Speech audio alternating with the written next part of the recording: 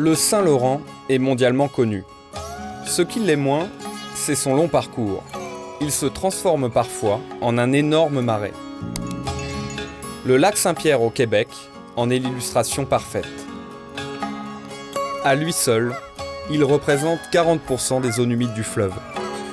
Sur 500 km², il abrite une richesse biologique exceptionnelle. Les idées reçues ont parfois la vie dure. On imagine les Québécois trappeurs ou coureurs des bois. Pourtant, la réalité est bien différente. Dans une société moderne, vivre des produits du lac est devenu un pari quotidien difficile à relever.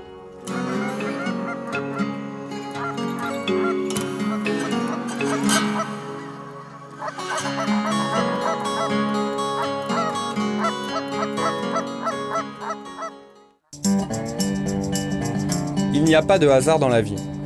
Marcel porte le même nom de famille que le lac, Saint-Pierre. Il y a quelques années, il travaillait encore en usine à Montréal. Et puis un jour, il a tout lâché pour changer de vie. Il est devenu pêcheur professionnel en eau douce, un métier en voie d'extinction. Mais sa passion reste intacte. C'est la dernière fois de la saison que je les relève, là. Donc, à partir de samedi, ça va être la chasse. Donc là, à cette époque, je pêche surtout l'anguille. Donc, on va souhaiter qu'il y ait un peu d'anguille dans le verveux, là. Vous êtes combien de pêcheurs professionnels comme ça? Sur le Saint-Laurent, il en reste une trentaine en eau douce. Ah, on a pris des anguilles. Sur tout le fleuve, de Montréal aller jusqu'à Québec, là. Toute la partie en eau douce. Les dernières de la saison. On voit qu'il y en a vraiment de toutes les tailles, là.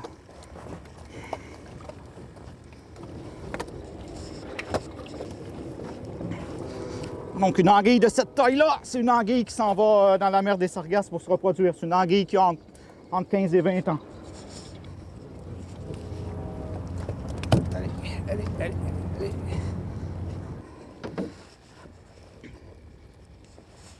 Donc, une écrevisse américaine qui va nous servir d'entrée ce soir pour le dîner. Regarde les bernaches. Marcel vit chaque saison avec une grande intensité, notamment celle de la chasse. Le lac est une étape majeure de la migration. On va voir du gibier, mais comme voir des oies, on peut voir des milliers d'oies par jour, mais on ne tirera peut-être pas un coup de fusil. C'est la chasse. On vit du gibier naturel et puis on vit de la migration. S'ils ne nous emmènent pas de gibier, ben, c'est comme un peu partout, là. C'est pas du lâcher, moi, c'est ce que j'aime. Et puis, c'est ça, j'essaie de trier des chasseurs qui vont comprendre que c'est ça la chasse au Québec. C'est pas faire des tableaux à chaque jour, c'est profiter du paysage, la diversité du gibier.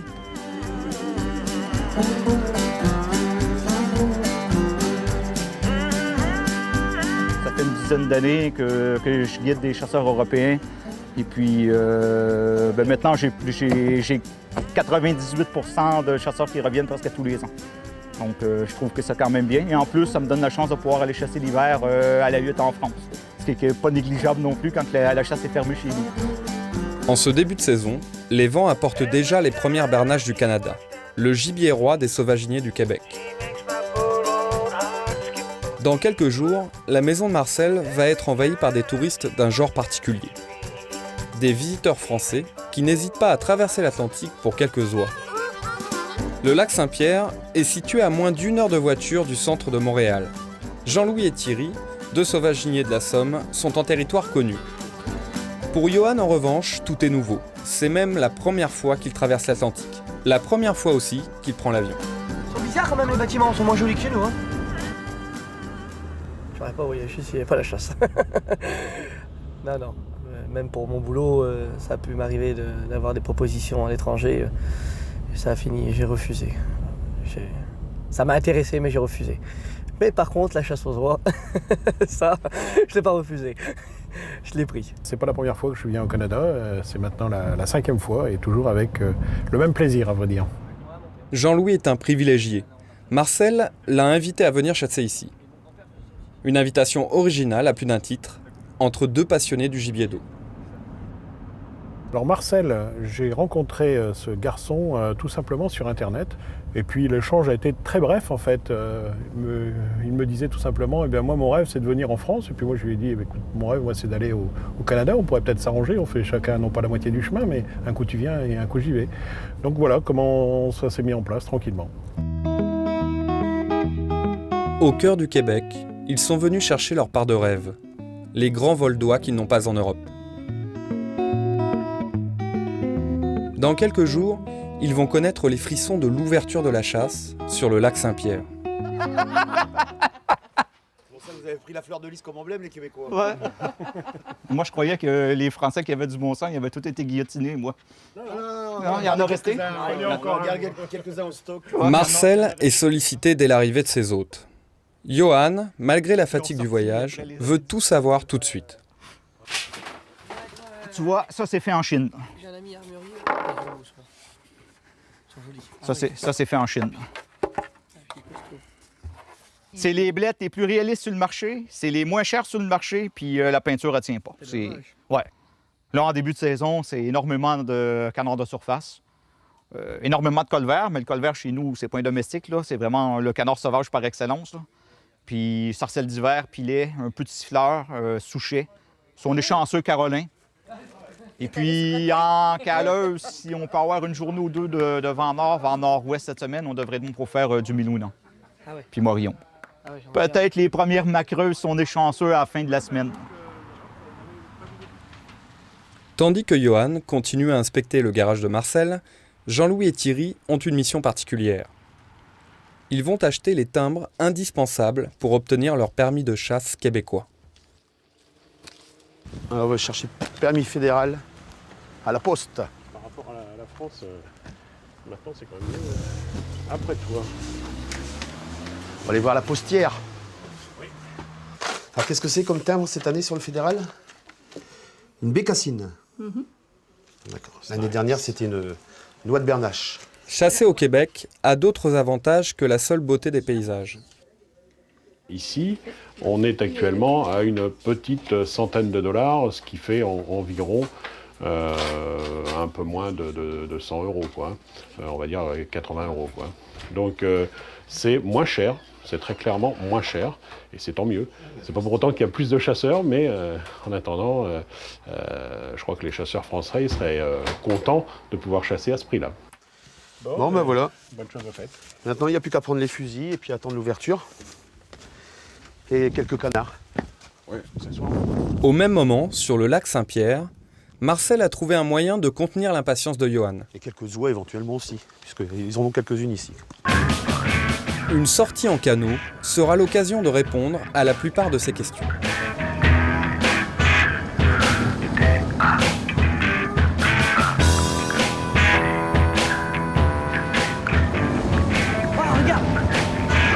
Regarde le canard qui s'envole.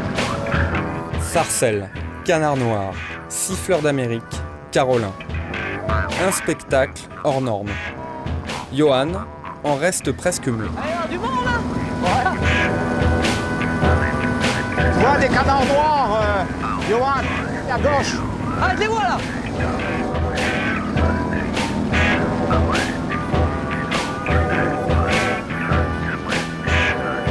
Pour attirer autant d'oiseaux, le lac Saint-Pierre a un secret. Ah, c'est ce qui fait la particularité du lac Saint-Pierre. C'est un immense plan d'eau là, qui fait 16 km de large sur presque 50 km de long. Mais en moyenne, il y a moins de 2 mètres d'eau dans le lac. Là, c'est tout ce qu'il y a. Ah merde! Et c'est quoi qui est au fond? Du sable ou de la vase, dépendamment des endroits. D'accord, et nous on va chasser sur ce flanc-là alors? Donc nous, on devrait chasser, c'est ça, en bordure. On était supposé chasser à l'intérieur de la roselière. Si l'eau remonte un petit peu, peut-être en bordure des roseaux. Ou sinon, on va chasser directement sur le banc de sable. Ah d'accord.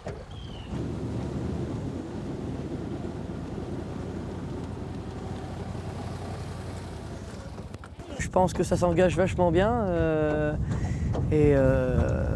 Déjà, je suis estomaqué par le contexte. C'est superbe. C'est splendide. C'est vraiment le paradis du canard. Des immensités comme ça. C'est chez nous, mais en immense. Il y a des journées, je vais chasser, j'entends aucun autre coup de fusil que ce que je tire, il n'y a personne d'autre. Ah, c'est la folie, là. Il y a du monde, nous. Hein.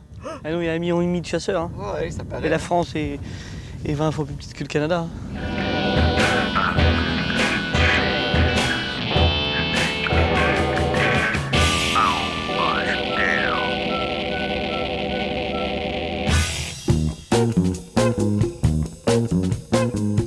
Le grand jour est arrivé. Enfin presque. Marcel respecte la tradition. Il emmène ses invités dormir sur le lac la veille de l'ouverture. Il faut être parmi les premiers. Un moyen de conserver sa place sur les bords du lac. Johan, lui, n'a qu'une idée en tête, arriver le plus vite possible. À partir de cet instant, les chasseurs français s'embarquent pour une virée de plus de 24 heures. Un campement les attend au milieu de nulle part.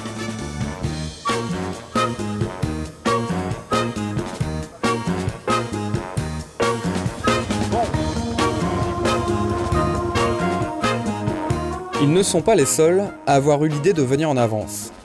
Et la raison en est simple. Les chasseurs sont confrontés à un vrai problème. Une sécheresse qui dure depuis 2 semaines. L'espace s'est considérablement réduit et la concurrence risque d'être sévère. Même les chasseuses, le nom donné aux barques d'ici, ne peuvent plus passer. Les chasseurs sont obligés de traîner leurs embarcations, mais Marcel a pensé à tout. Accompagné de Johan, ils se dirigent vers une petite île. Ils ont une idée derrière la tête.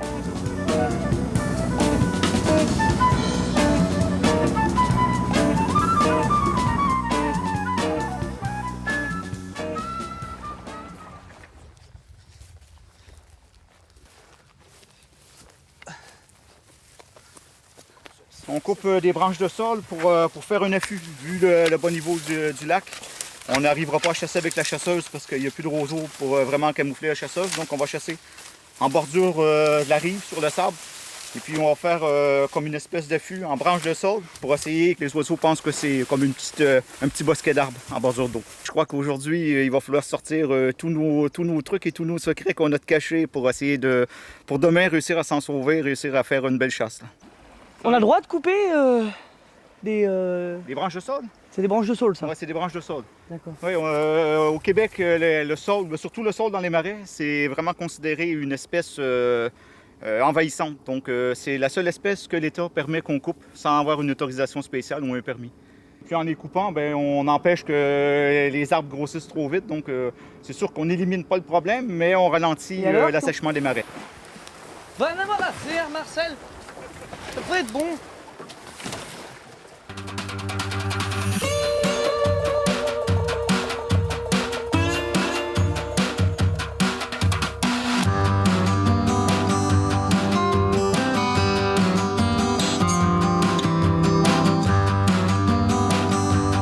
Marcel et ses invités ont depuis longtemps fini leur travail. Ils sont peut-être venus un peu trop tôt. Il n'y a plus rien à faire. À 12 heures de l'ouverture, il leur reste une distraction.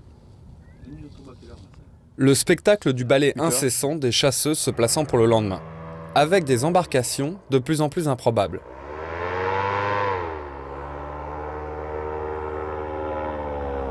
Attention, un gars qui a une Porsche sur la route chez nous. Qui fait intéressant avec sa Porsche. Regardez le mec, il est debout, il marche à côté, devant lui, Ouais. en vert. Fini. Terminé. Fini. La Pris. fumée qui est derrière, vu? Marcel est préoccupé. Il veut éviter que les autres chasseurs viennent trop près de l'affût. Pour éloigner ces importuns, il a tout prévu. Donc là, c'est des perches que tu mets, Marcel? C'est des perches que. C'est une perche que j'ai plantée au mois de mai. Donc, le principe de la perche, c'est pour réserver un endroit pour la chasse, pour l'ouverture de la chasse. D'accord. Et en haut de la perche, je vois qu'il y a un panneau, là, c'est marqué 2007 MSTP. MSTP, c'est mes initiales, Marcel Saint-Pierre. Ah, donc, c'est vraiment pour marquer mon emplacement. C'est à toi. Oui, c'est à moi. C'est une partie du lac qui t'appartient pour le jour de l'ouverture. Pour le jour d'ouverture, oui. D'accord. Tu vois, il ralentit son chant, là, pour les faire descendre.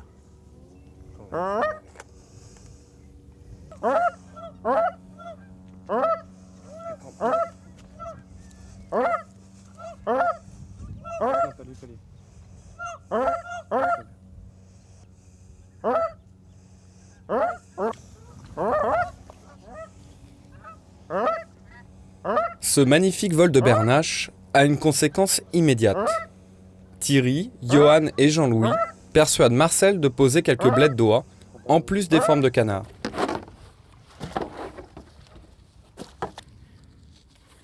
Là, ils ont la voix cassée, là, pour l'instant. Elles chantent pas beaucoup. Hein. Non, elles sont muettes.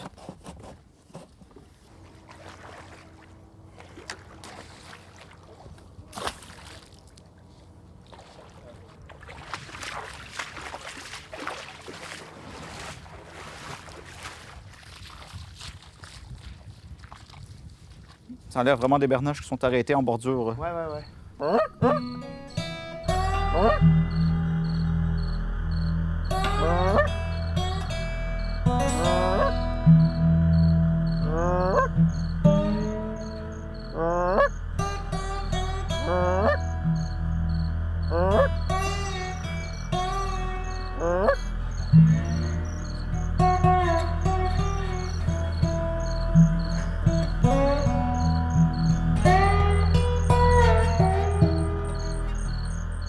H-10. Cette fois, on y est presque. Une nuit glaciale sépare les chasseurs de leur fatidique.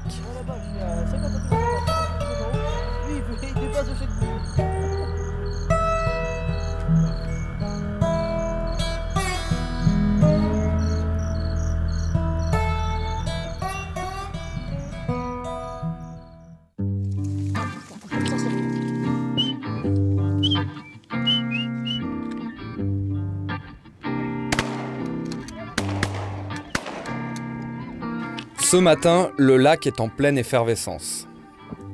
Après 10 000 km de voyage et 18 heures d'attente, place à l'action. Oh putain, ça a été un autre en plus. Allez, putain, il tue des carolins. Oh merde, tiens. Johan a traversé l'Atlantique pour ce moment-là. Il vit son rêve d'enfance. Il est tellement énervé qu'il en est intenable.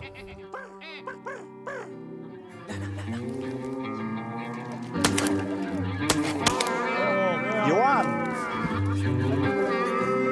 Allez, baiser. Une sarcelle d'hiver. Bah, c'est l'espèce prédominante qu'on a prélevée. Là.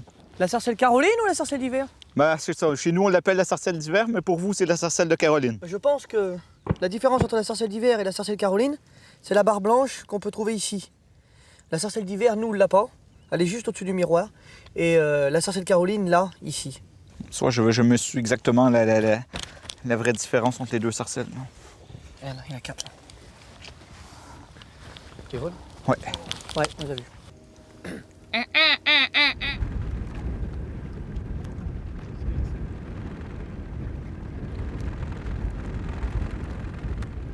Avec du vent, bon, ça les pousse un peu plus, ça les fait voler un peu plus vite et puis ça les fait bouger un peu plus. C'est meilleur. Et pour le chasser, c'est beaucoup plus facile déjà, parce qu'au moins il vient d'un sens, il vient pas de plusieurs sens. Il prend le bec sous le vent et il nous vient de face.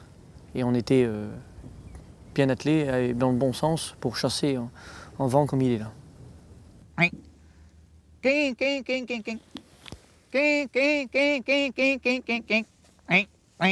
Il tourne.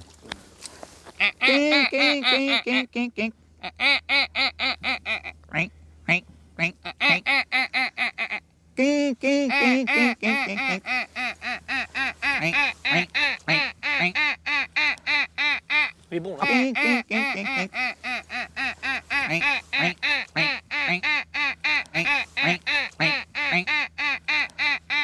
Mais bon, là. OK. Déjà, il y a une diversité de gibier qu'on ne trouve pas chez nous.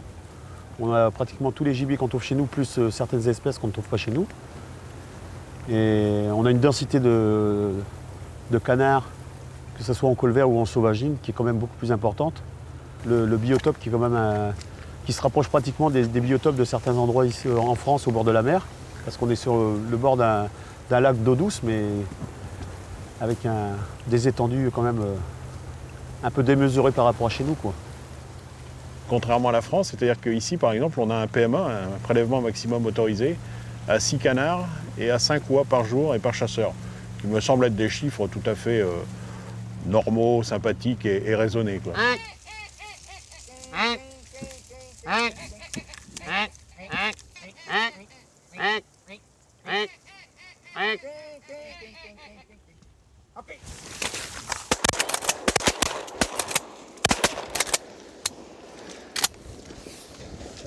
C'est bien, Bien, Galop. beau chien. Bien, Galop. Il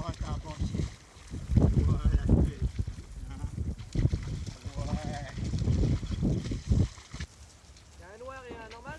Un noir, une canne colvert.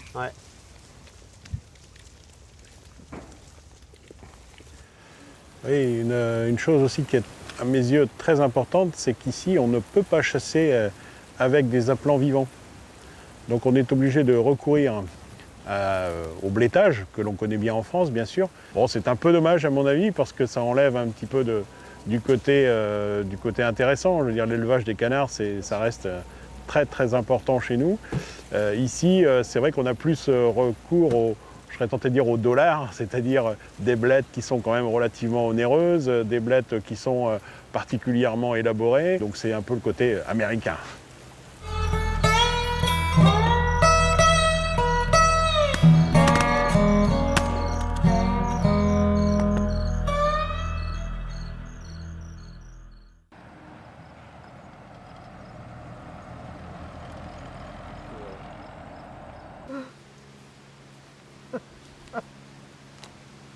Je pense qu'au Québec, Marcel, les gens, il y a encore pas si longtemps que ça, allaient à la chasse vraiment pour se nourrir.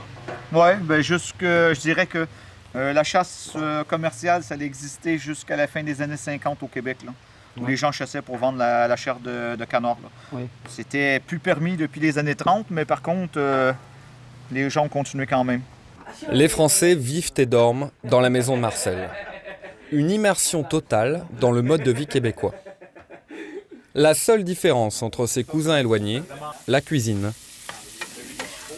Moi, ce que j'aime bien, c'est les petites chasses traditionnelles. Et ici, on a une chasse traditionnelle au gibier d'eau, avec une ambiance familiale. On se retrouve pratiquement dans sa deuxième maison avec un guide qui est un guide, mais qui était un ami en même temps, quoi. Qu'on vienne pour la première ou la deuxième fois, on se sent tout de suite à l'aise avec Marcel. Et puis, on voit beaucoup de gibier. On peut le déguster un petit peu à la façon de chacun. Et voilà, on va essayer de flamber. Attention Marcel. Voilà. Allez, vos petits pics. Et santé. Santé. Marcel, au plaisir de retuer quelques sarcelles avec toi si tu les apprécies. Marcel rend visite à son meilleur ami. Il vit à quelques pas de la réserve des Abénakis, une des tribus amérindiennes de la belle province. Les premiers habitants de ces terres. Yvon est pêcheur professionnel comme Marcel. Il y a pas mal de sarcelles, hein? Ouais. Pas mal de sarcelles. J'ai vu 2 bandes de cendrées de baie. Hey, il y en avait un paquet sur le chenil. Derrière sa maison, il possède une rareté. Yvon ne la montre pas à n'importe qui. Une hutte de chasse, vestige d'un temps révolu. L'objectif de Marcel est de convaincre son ami de la montrer aux Français. C'est similaire à chez nous. Quoi, moi, en bateau, je chasse jamais. Donc, Vous autres, si allez, vous êtes bien, vous autres. il y a des endroits sur le bord de la mer, ils chassent comme ça. La différence, c'est que là, en fin de compte, c'est une hutte flottante sur une barque, quoi, avec un moteur qui va placer là où il veut sur le lac ou au bord des roselières. Où est-ce qu'il y a le canard? On localise le canard, maintenant on envoie dans le jour. En résine? Ouais, là-dessus. Il y a une trappe aussi là? Oui. Il y a 2 trappes, on peut être à 2 dedans. Ouais. Et tu peux faire Bon, la on peut être 3. On peut faire la nuit là? Ouais. Bon ça! La chasse la nuit, Pauvre de loi, en Amérique du Nord, c'est interdit depuis 1930. Au Québec, ça a été toléré jusqu'au début des années 50. Ouais, pas près, ouais. Puis après, ça a complètement été banni. Jean-Louis et les autres ne sont pas au bout de leur surprise. Les techniques des Québécois sont aussi variées qu'étonnantes. Les chasseurs découvrent la caleuse. Tout le monde est mobilisé, même Geneviève, la femme de Marcel. Elle doit gérer les allers et retours des chasseurs vers ce drôle d'engin. Vas-y, avance, avance, je vais jeter la ficelle à Johan, il va me l'attraper. Va de l'autre côté, Yann. Quoi? Va de l'autre côté. Lâche-le. Redonne-le. La caleuse est un caisson en fer exigu. On y tient à 2. Celui qui ne chasse pas attend son tour. À l'intérieur du caisson, on descend un compartiment pour les chasseurs. La caleuse est sûrement la chasse la plus technique sur le lac. Marcel inspecte une dernière fois son installation avant de s'éloigner. À plusieurs centaines de mètres, la barque et son équipage attendent un signe venant de la caleuse. Celui qui ne chasse pas a une fonction très importante. Il ramasse le gibier pour ses camarades. Le canard vole à entre 20 cm et 1 mètre au-dessus de l'eau et il vous arrive de face très très vite. Et souvent c'est des plongeurs, style morillon, milouin, petit milouinant. Les sarcelles viennent bien aussi. Et donc c'est des canards qui volent au ras de l'eau, quoi.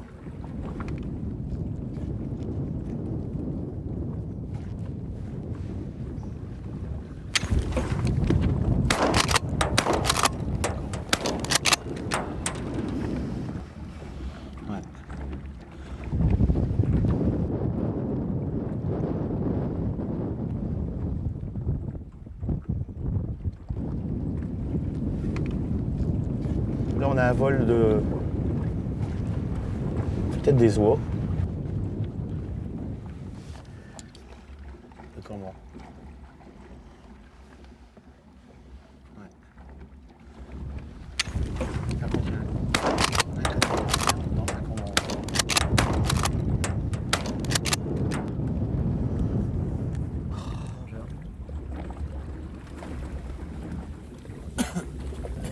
Je trouve ça splendide d'être à la surface de l'eau. On est à combien à lire maintenant ? 15 cm au-dessus de l'eau. Même les vagues arrivent à être à notre hauteur. Là, on est complètement dans la nature. Complètement. Et ça fait du bien, ça repose énormément le cerveau. L'apparition des caleuses sur le lac est assez récente. En 1974, 2 chasseurs new-yorkais en ont transporté une depuis les États-Unis. Un an après, Marcel et son père finissaient de construire la première caleuse québécoise.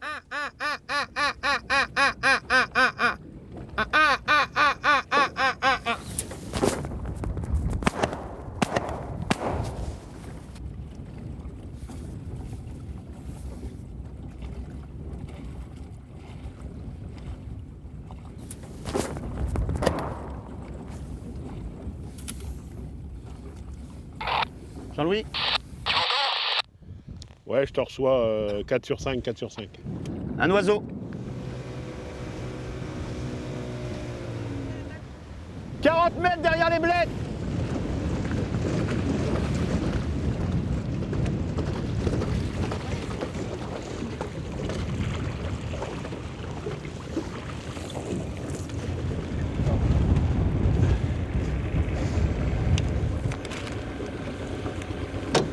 Jean-Louis, canne col vert.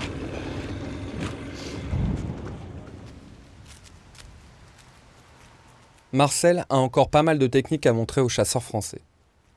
Les rythmes soutenus commencent à user. Les après-midi servent bien souvent à récupérer.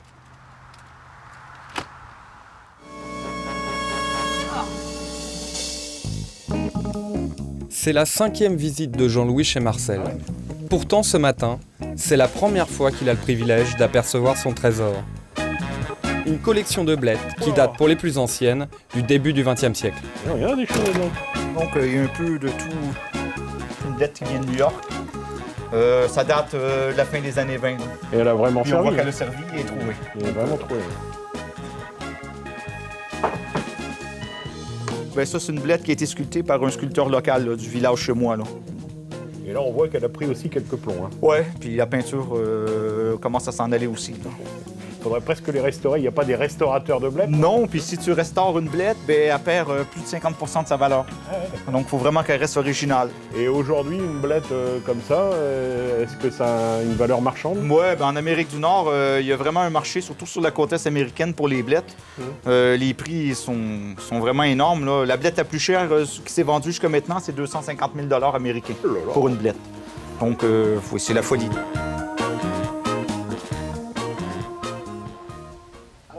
Ce soir, l'équipe se prépare à passer enfin une nuit complète. Tu vas voir, c'est Bon. Mais c'est sans compter avec les amis de Marcel. OK, comme ça, vous allez trouver des soutardes. Fait que dans un champ de blé d'Inde, un champ de maïs. Fait que, messieurs, on va à la chasse à Bernache demain matin. Donc, faut être rendu là-bas à 4h15, donc départ d'ici à 3h du matin. 3h du matin? 3h du matin. Donc, nuit courte ce soir. On va monter tous dans le van. Tout dans le van. Ouais. Salut. À une centaine de kilomètres du lac, 2 guides de chasse travaillent depuis une semaine pour Thierry et les autres. Messieurs, c'est l'heure. Ils tentent de repérer les lieux de gagnage des grands vols d'oie. Sans ce travail préalable, la chasse au champ serait très difficile. Ça serait un peu comme jouer à la roulette russe. Là. Donc, tu sais jamais du résultat que tu vas avoir. Tandis qu'avec la technique qu'ils font, le temps qu'ils mettent sur la prospection à trouver les oies, puis de vraiment aller les observer pendant une journée ou deux pour être certain que c'est vraiment le champ principal où ils vont au gagnage. C'est 90% des chances qu'ils retournent le matin quand on va s'installer pour chasser. Donc, c'est énorme.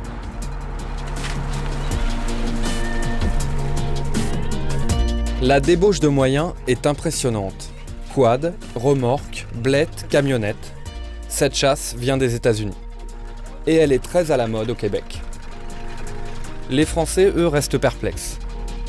En pleine nuit, au bord d'une route, difficile de comprendre ce qui va se passer. Steve et Sébastien, 2 jeunes Québécois, se sont spécialisés dans ce mode de capture un peu spécial. À quoi peuvent bien servir ces curieux sacs de couchage ? Et quel sera l'agencement des blettes ? Johan n'a toujours pas compris l'intérêt de ce travail collectif. C'est original, on voit rien la nuit, donc on verra ça mieux au jour.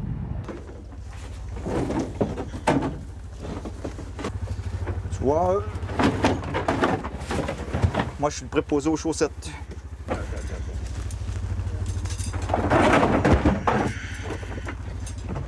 On peut voir que le fabricant de blettes pousse même le réalisme jusqu'à mettre une bague après la patte des blettes, comme si ça serait des vrais bernaches.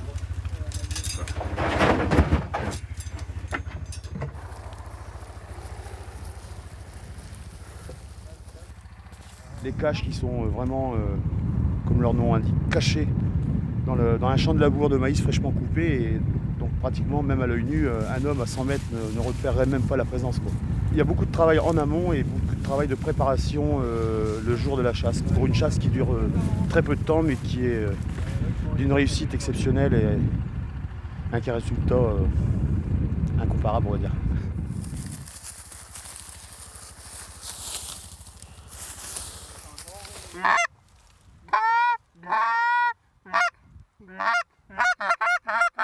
Ça, on appelle ça un flag, c'est pour donner confiance aux oiseaux quand ils sont loin. Bon, les flags, ça fait comme des oiseaux qui rentrent. Qu'est-ce que ça a l'air? Ah, d'accord. 1h30 plus tard, le champ est couvert d'une centaine de blettes d'oie. Maintenant, il ne reste plus qu'à rentrer dans les caches et attendre l'aurore.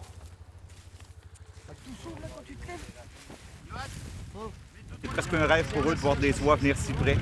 Parce que ce qu'il faut savoir, c'est que les oies peuvent passer à 1 mètre ou 2 mètres au-dessus du taux. Et puis, ça passe très bien, ça vient très bien, ça réagit très bien à la peau parce que Steve est vraiment, je dirais, un expert pour les appeler. Donc, c'est la différence ultime entre la chasse chez vous qui se fait avec des bons appelants vivants. Ici, tout se travaille avec la peau, puis les blettes qui sont super réalistes.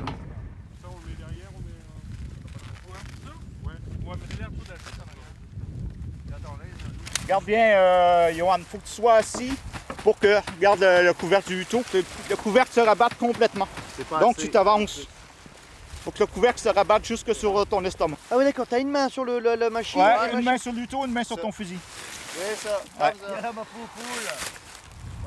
T'inquiète pour ça va aller. Mon lapin.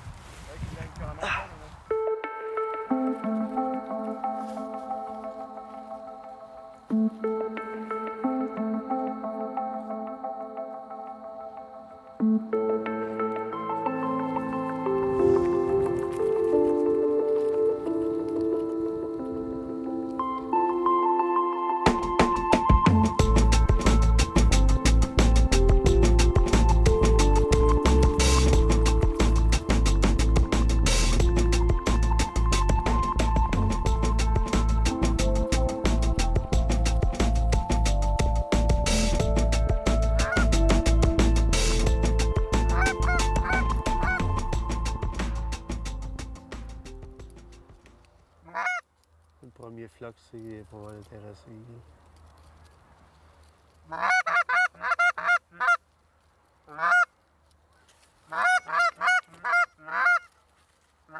C'est que les faire les feuilles. C'est vu ça?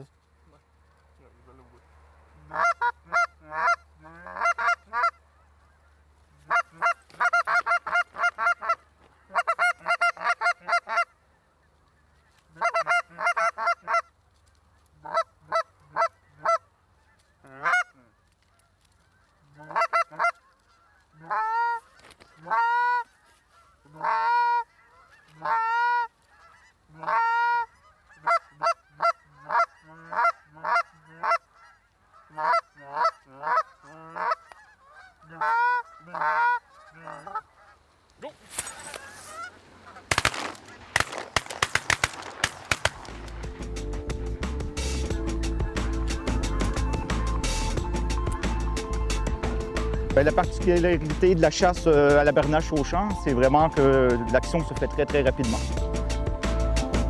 Là-bas, là-bas. Là-bas, les gars.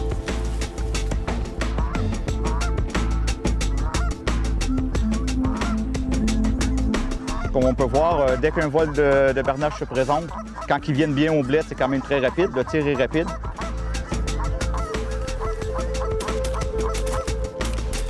Après, dépendamment s'il n'y a pas d'autres vols près, on se dépêche de récupérer les bernaches abattus pour ne pas les laisser dans les blettes.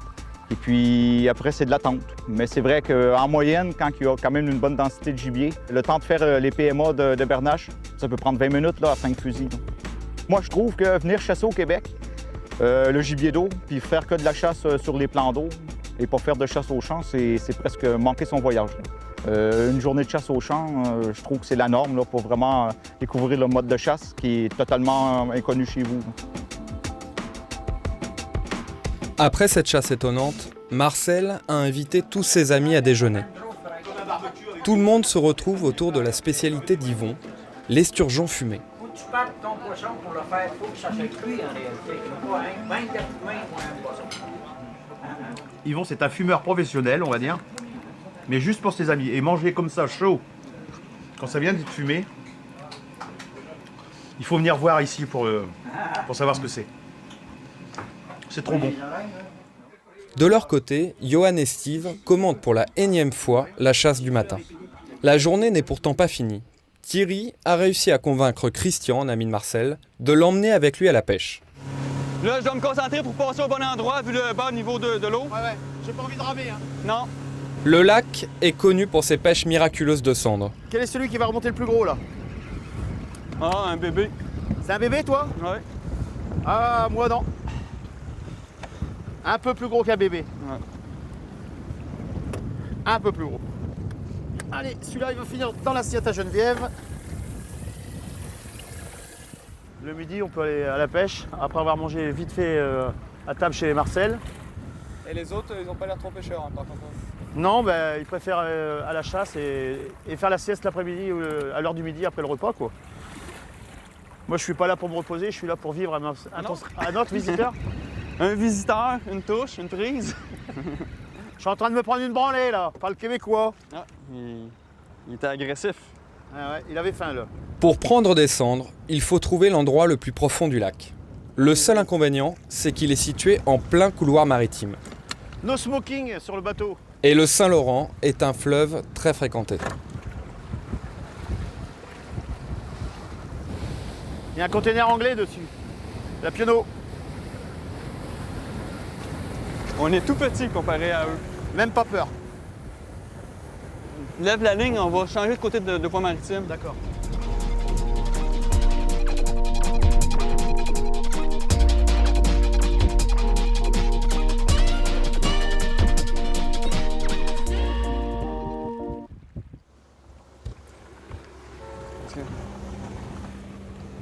Bon, excusez-moi, mais maintenant on va à la chasse, nous, hein.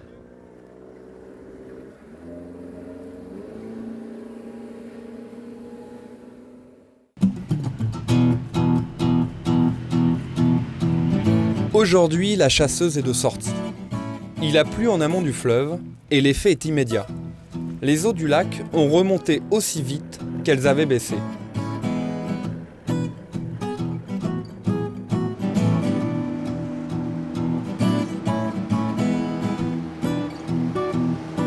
Pour Johan, Thierry et Jean-Louis, cette matinée a quelque chose de spécial.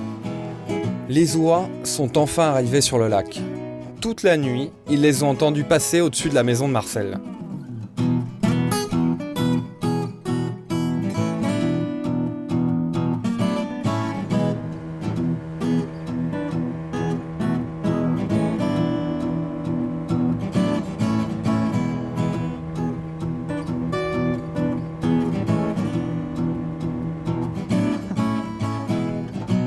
Le principe, pour attirer les oiseaux depuis une chasseuse, est le même qu'à l'affût. On utilise des blettes et on siffle les canards de passage.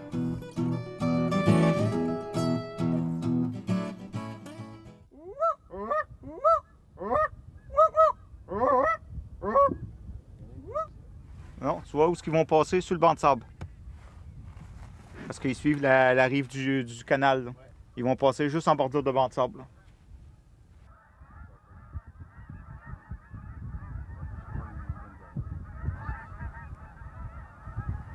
C'est superbe le son que ça fait. C'est vraiment bavard. Hein. Ouais, les bernaches. Par contre, je sais pas si vous avez remarqué, mais ceux qui sont passés tantôt qui étaient les plus basses, là, ils disaient presque rien. Ouais. Plus ils sont bas, basses, moins ils vont chanter. Comme l'oie de chez nous. Quand une oie approche, chez nous, elle chante pas. Donc il faut vraiment avoir des yeux tout le tour de la tête parce que ça peut arriver dans n'importe quel sens. La chasseuse, c'est une barque qui est recouverte d'un affût. Traditionnellement, sur le lac Saint-Pierre, la chasseuse, c'était une barque de bois. Et puis, les gens recouvraient avec des branches de tuya. Parce que le tuya, c'est quand même le conifère qui garde sa couleur verte le plus longtemps possible. Et puis, les gens rouvraient deuxième semaine de septembre, donc les roseaux sont encore vraiment verts. Bernache, bernache.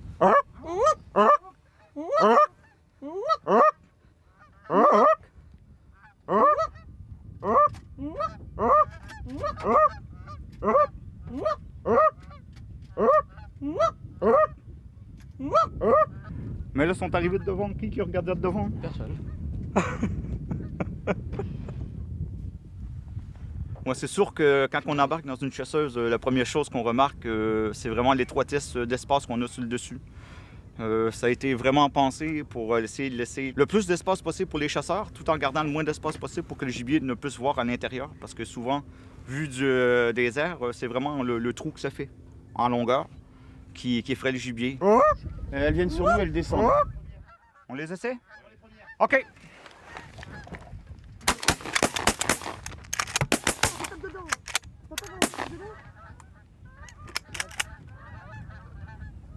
T'as entendu qu'on peut taper dedans? Ouais.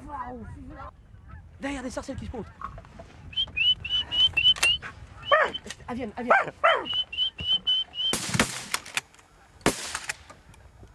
Allez, toi, merde. Merde! Trop tard. 3 sarcelles pour 4 oies. 4 sarcelles. Ouais. Il y en a 4 de tomber? 4 sarcelles. Il y en a 2 de tombés là. 4 sarcelles. Il y en a 3 là? Allez, viens. Allez, bien, tiens. Eh bien. Oui, parce que là, à mon avis, c'est les premières, elles sont pas trop fatiguées, mais les dernières là qui vont être derrière là sont beaucoup plus fatiguées, elles volent beaucoup plus bas. Si c'est comme chez nous. Oui, c'est sensiblement comme ça. Les premières. Des petites bandes derrière, en retard là, elles n'en peuvent plus. Sur un bout de course, et celles-là sont plus accessibles. Allez!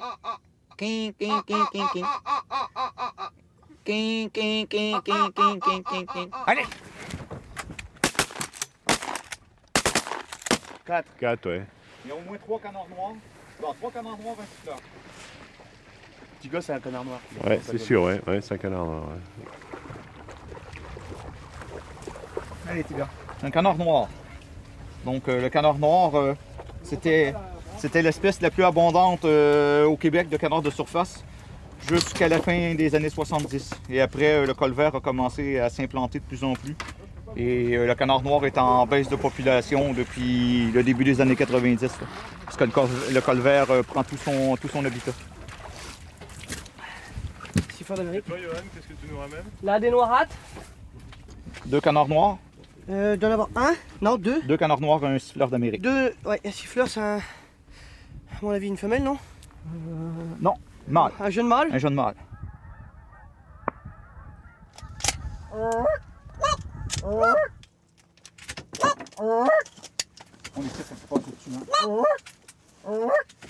Allez!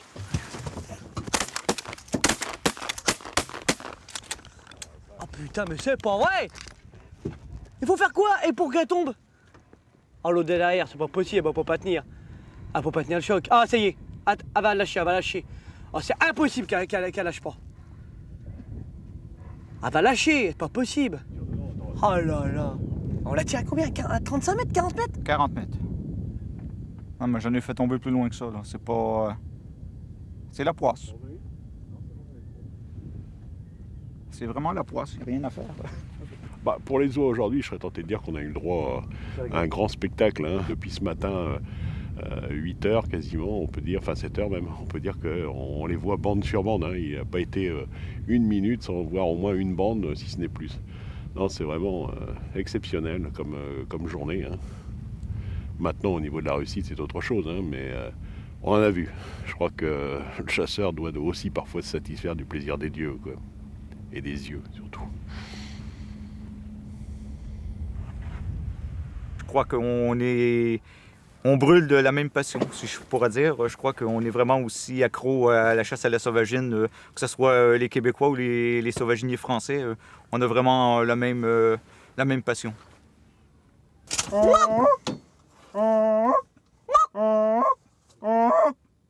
OK, allez! Ouais! La première!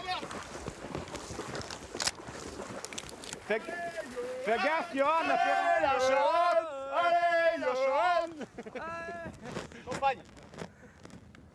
Viens, petit gars! Ouais, petit gars! Ouais! Bon chien, petit gars! À part! Je deviens colo. Dieu pépère! Oh, Dieu pépère! C'est vraiment sa vie de rapporter jusqu'à là-bas.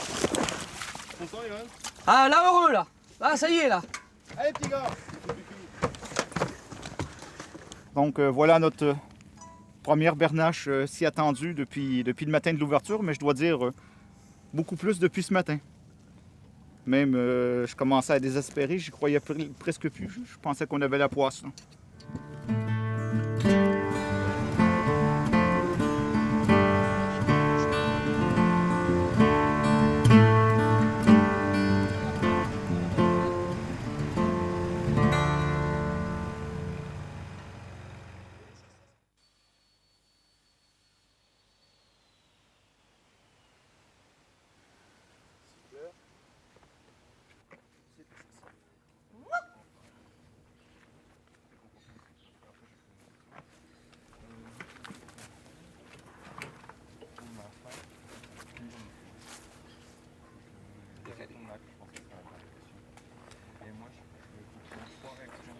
Pour la majorité des chasseurs, surtout en chasseuse, ceux qui chassent sur l'eau, c'est vrai que tirer une oie, faire venir une oie à portée de fusil, c'est le trophée ultime. Là. C'est ce que tous les gens espèrent. Là. La passion de Marcel pour la nature est née d'un rituel d'enfance. Un rituel qui, pour un petit garçon, ressemblait alors à une véritable aventure. À partir de l'âge de 8 ou 9 ans, souvent mes parents me laissaient pendant une semaine durant l'été. Et puis, je vivais de ce que c'est que j'attrapais, soit la pêche, les grenouilles, les étourneaux que je tirais à la carabine à plomb. Et puis, je vivais vraiment de la nature.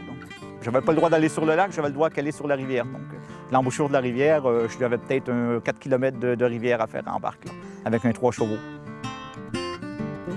Ce qui m'a impressionné chez Marcel, c'est qu'il connaît toutes les variétés des oiseaux.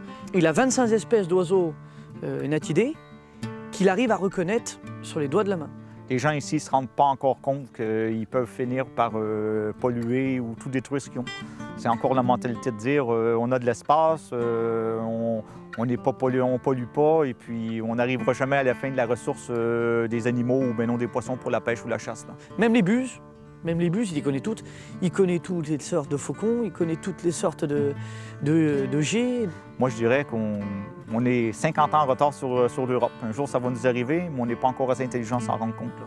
Il ne veut pas de chasseurs qui viennent chercher un tableau extraordinaire. Il veut surtout des gens qui respectent la nature, qui savent, et qui regardent, qui l'observent et qui en profitent à leur façon et qui en fassent profiter à leur façon Marcel. Il a amené cette patte en fait, des Québécois qui savent à la fois mêler le professionnalisme et puis le côté sympathique, spontané, direct. C'est vraiment un bon guide, très bon guide. Je trouve que c'est ce que c'est qui est le plus valorisant, voir le visage des chasseurs quand ils reviennent de la chasse, qui sont contents, qui ont appris des choses, qui ont découvert. C'est le plus beau cadeau qu'ils peuvent me faire, là. La chasse, pour moi, je le fais pas pour l'argent. Le jour où ça deviendra un boulot, je vais faire autre chose. Parce que je passerai jamais autant d'heures à faire un boulot comme ça. C'est vraiment par passion.